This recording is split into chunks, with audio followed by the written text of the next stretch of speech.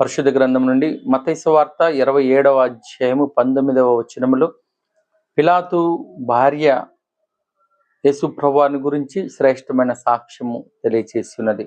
ఆయన నీతిమంతుడు అని తెలియచేసినది. పిలాతు తోటి ఆమె చెప్పిన మాట ఏమిటంటే, నీవు ఆ నీతిమంతుని జోలు పోవద్దు. ప్రియులారా, ఈమె ద్వారా మనం కూడా తెలుసుకోవాల్సిన శ్రేష్టమైన విషయం ఏమిటంటే, మనము యేసు ప్రభువారు మన కొరకు ప్రాణం పెట్టి ఉన్నాడు. యేసు ప్రభువారు నీతిమంతుడు. ఆమె చెప్పినట్లుగా మనము ఎప్పుడు కూడా ఇతరుల జోలు వెళ్ళకూడదు.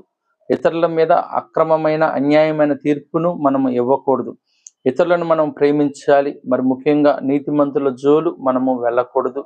ఆ విధంగా పిలాతు భార్య పిలాతుకు చెప్పినట్లుగా మన కుటుంబాలలో కూడా ఇంట్లో ఉన్న మీ యజమానులకు ఎవరైనా సరే అనవసరంగా దౌర్జన్యం చేస్తున్నట్లయితే వారికి యేసు ప్రభువారి ప్రేమను తెలియచేసి అలాంటి దౌర్జన్యాలను అన్యాయాలను ఆపేవారిగా ఉండాలని తెలియజేయచ్చు.